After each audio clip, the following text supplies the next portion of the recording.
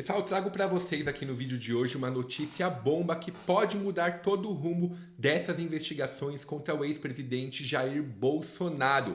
O STF foi desmascarado, eu vou mostrar para vocês, tem confissão de corrupção, então fica até o final desse vídeo porque tá recheado de novidades que podem mudar todo o jogo político que está acontecendo. Caso você seja contra a esquerda, caso você seja contra esse desgoverno, eu já te convido a fazer a inscrição e ativar o sino de notificações. Dessa forma, sempre que a gente postar um vídeo novo, você ficará sabendo.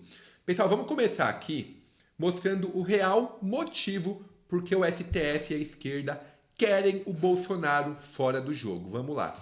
Bolsonaro teria 37,6% contra 33,6% de Lula se a eleição fosse hoje. Então, Paraná Pesquisas realizou aqui uma eleição, tem aqui todos os dados, quem pesquisa aqui, muita gente pergunta, cadê a fonte? Está aqui, no site Poder 360.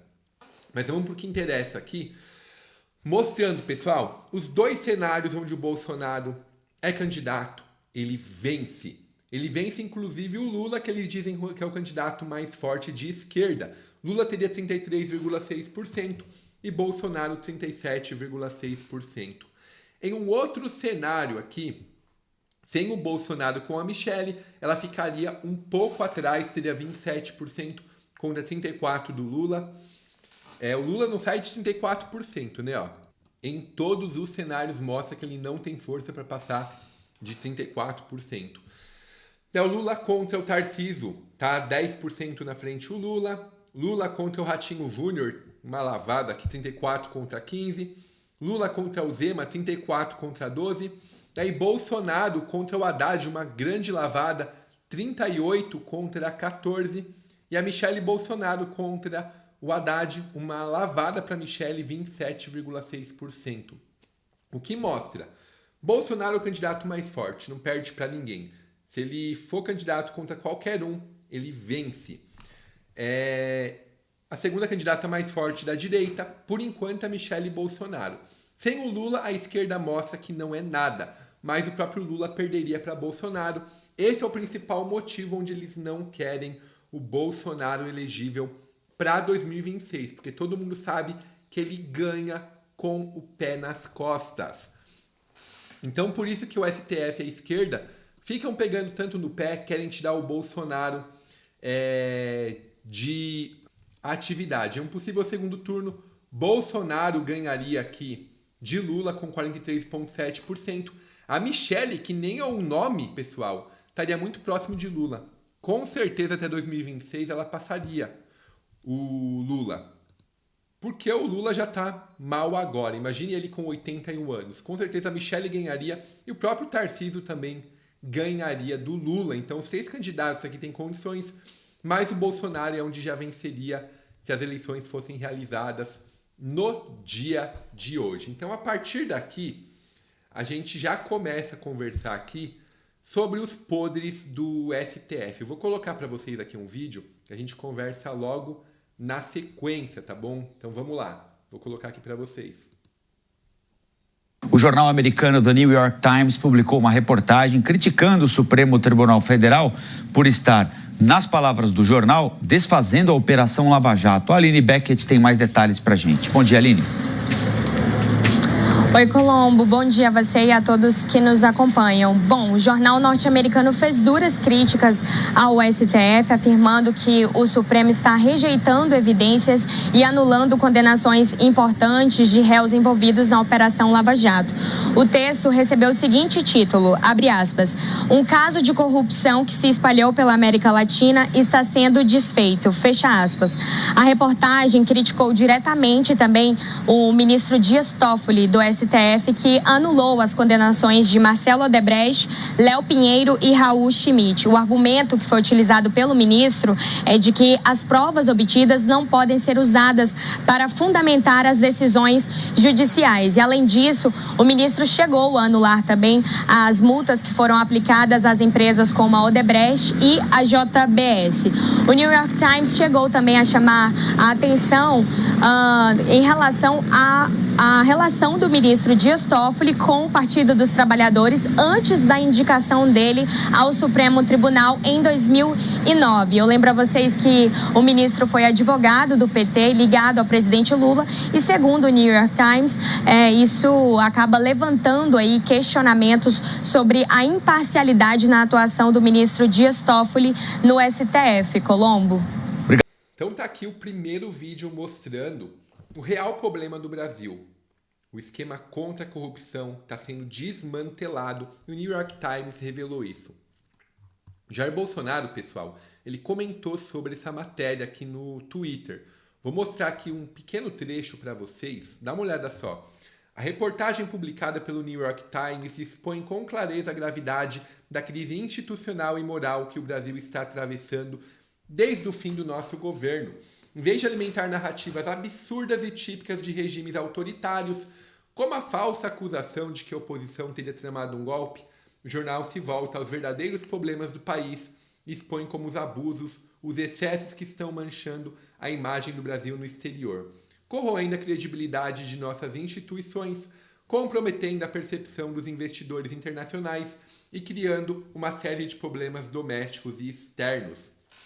Então, fala aqui sobre o maior desmonte de um esquema de corrupção que foi realizado. Tá todo mundo solto, o Lula, os irmãos Batista, o José Dirceu foi solto agora.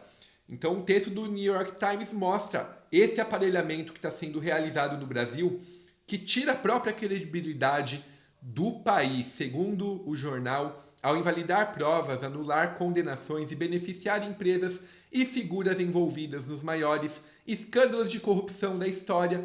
O Brasil de hoje não é um Estado que cultiva e promove o respeito à lei, mas promove impunidade aos aliados. Ele cita aqui que, por coincidência, sempre ajuda aliados, por coincidência, sempre persegue a oposição. Então mostra que o país virou um país político-partidário, onde instituições que deveriam ser neutras estão tomando partido. O próprio inquérito das fake news, que foi criado para censurar críticos ao governo, ao STF e à imprensa. Eles vêm sofrendo ataques sem precedentes, os opositores. Então, todo mundo que é do lado do governo, ele fala que é bonitinho. Todo mundo que fala contra são rotulados de antidemocráticos e perseguidos e são calados. Ele alerta aqui que a gente tem que se unir para fazer uma geração futura melhor, pessoal. Não é possível que a gente aceite os velhos corruptos do passado comandando o nosso país e que tenha tanta parcialidade. Então aqui, pessoal, dá uma olhada. O Dias Toffoli, ele foi advogado do PT entre 95 e 2000. Cristiano Zanin. Ele foi advogado do Lula também. A gente pega aqui o Flávio Dino.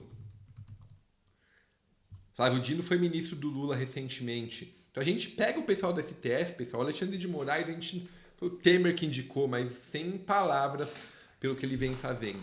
Então a gente pega o pessoal da STF, vocês acham que tem ou não parcialidade? Deixa no comentário.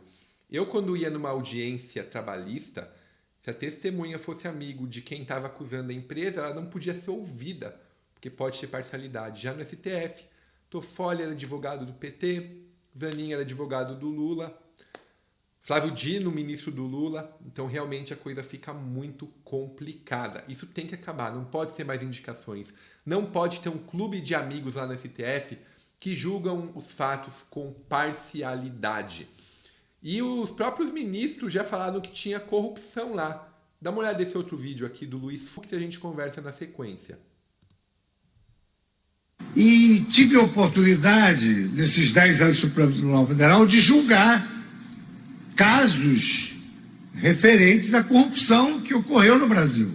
Ninguém pode esquecer que ocorreu no Brasil, no Mensalão, na Lava Jato, muito embora tenha havido uma anulação formal, mas aqueles 50 milhões das malas eram verdadeiros, não eram notas americanas falsificadas.